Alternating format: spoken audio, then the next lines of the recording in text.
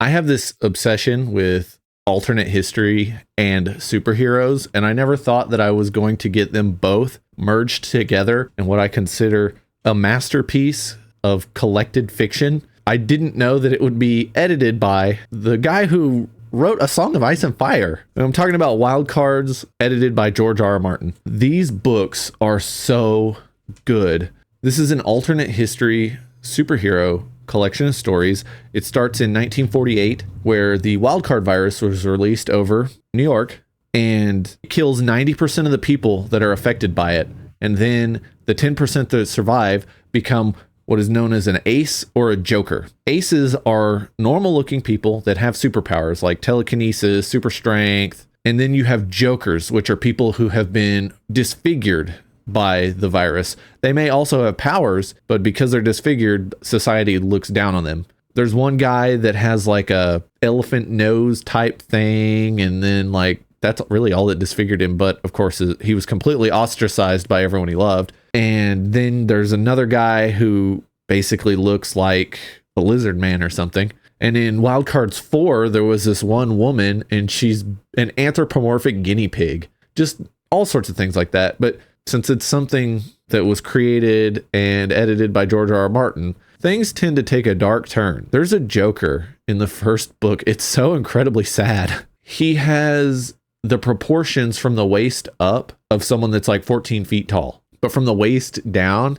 he has a normal person's proportions. So he's wheelchair bound, and he's always in excruciating pain because the lower half of his body can't support the weight of the upper half. And it doesn't help that he's got the mind of a child. And that happens more often than I think it would normally, but I think that might be part of the wildcard virus affecting someone. Now, with the alternate history stuff, what makes Wildcards 1 so good is it starts in 1948 and it works its way through these very big events in history. You have the Red Scare, except part of the Red Scare is Joseph McCarthy going after aces who were helping the government. Like, these people were legit heroes, and he goes on a witch hunt that ruins their credibility and just essentially destroys the ability for aces to do anything with their powers publicly for almost 30 years. And it's just fascinating. You have things with the civil rights movement. You have stuff with like the hippies in San Francisco. And one of the other things that makes this series so good is you have these phenomenal writers, and some of them I'd never heard of, and others I fell in love with their stories in here before I knew who they were. My favorite story in Wildcards 1 is called The Sleeper. It follows Croyd Crenson, and he's just a regular ninth grader, and he witnesses the drop of the virus, and he tries to get home, and he gets infected by the virus. Well, that was written by Roger Zelazny. The first time I read Wildcards 1, I didn't know anything about Zelazny. And I didn't know he wrote that story, but it was my favorite in the book. Then I read Zelazny, fell in love with his writing, went back to Wildcards 1 and realized he was the one that wrote my favorite story, and it just made it that much better. And in Wildcards 2, he has another story involving Croyd Crenson, and just yet again, I get more amazing Zelazny. The first story after the prologue is called 30 Minutes Over Broadway by Harold Waldrop. 30 Minutes Over Broadway is a pulp action story. The other interesting thing is Wildcards Day is Harold Waldrop's birthday. They picked that as the day because it was his birthday. A really fun Easter egg in the story is him wandering around New York City, and he looks in the window of a bookstore. He sees the man in the high castle, and it just makes me think, is that a different reality that was found with the use of I Ching? Or is that the same story, but being seen in another universe? I just thought that was a cool Easter egg. There's Easter eggs all through this, and there's always these little like nods to the reader, especially if you know anything about the superhero genre or are a fan of history, especially of the 60s, 70s. And yeah, this book is very good. It is a very good introduction to the Wildcards universe. But man, Wildcards 2 takes off. It is so good. This is the one where I found one of my new favorite writers, which is Walter John Williams. He wrote Unto the Sixth Generation, which is a collection in here. Basically, they're interludes between each short story, and it's following one ace, and the ace is an android, and it's just really, really good. The other thing about this is while Wildcards 1 was getting things established and kind of setting up things for the future, Wildcards 2 is a cohesive narrative that does a really, really good job of setting up even further into the future of the series. A lot of that can be attributed to just how good George R. R. Martin is as an editor. And while I'm talking about George R. R. Martin, in both of these books, his stories are amazing. The way these stories are set up, each one kind of builds off each other or follows the narrative from start to finish. And it's just so wonderfully paced. And none of the stories in here are like you normally suffer through in short story collections, where a few are bangers, a bunch are kind of mediocre, and then you have like a stinker somewhere in the collection. None of the stories in here are a stinker. And the reason I'm referring to this as a trilogy is because Wildcards 1, 2, and 3 are a story arc. And the reason I'm covering them like this is because you can read these 3 and just be done and be happy. You have this story that has a start and a finish. And in Wildcards 2, the overarching narrative has to do with an alien invasion that might happen. And it's basically like the Zerg. It's like this hive mind that can alter its DNA and all that stuff. Or it's a lot like the Tyranids, which... shocker, this came out before the Tyranids, but somehow Games Workshop, in its ability to be completely original in its concepts, mysteriously had the same idea for monsters. It's just crazy. Anyways, I'm not going to rant about Games Workshop today. Maybe another day. The way superheroes are depicted in here is just so good. It's so realistic. It's not like you get in even what some people consider like the more adult graphic novels from like Marvel or DC, stuff like that. Yeah, horrific stuff happens in those. But it's not like this. These books are dark, like very dark, which is edited by George R. R. Martin, and he writes some of the stories. You should know what you're getting into. There is a scene in here where this teenage ace is sitting in a diner during like these catastrophic events of fighting off hordes of monsters, like assisting the National Guard. And by the way, this isn't really a spoiler. It's in the dust jacket, the alien invasion thing.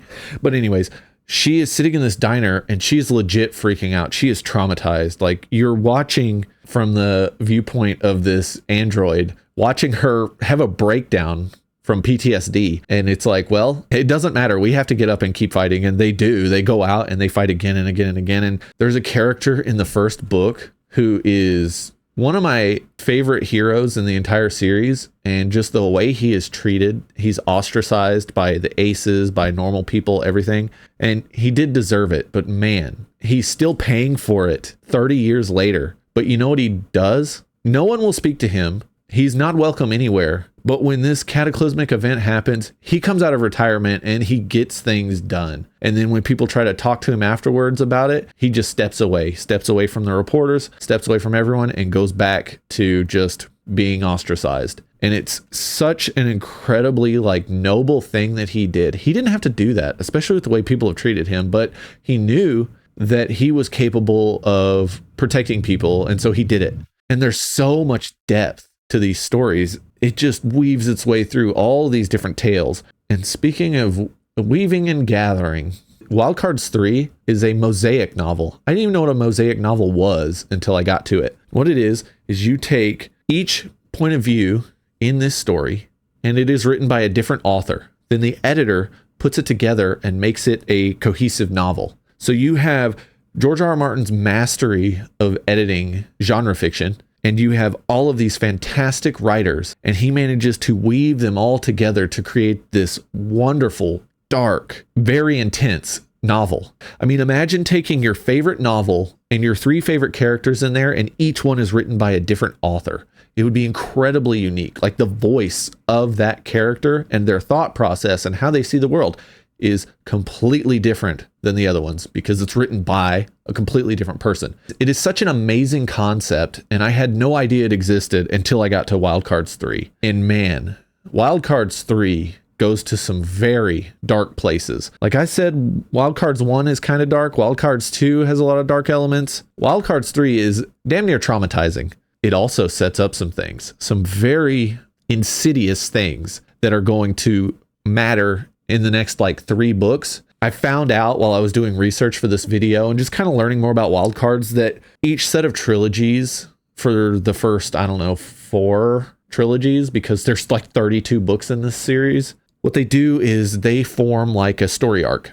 Wild Cards 3, Joker's Wild, has a lot of events in it that aren't going to matter in this trilogy, but it's not like some of the later MCU movies where they're like, oh, this pops up, and you're like, why are these here? And it's just setting up for later. Like, they're still part of the story, but they are these little breadcrumbs that matter the further you get.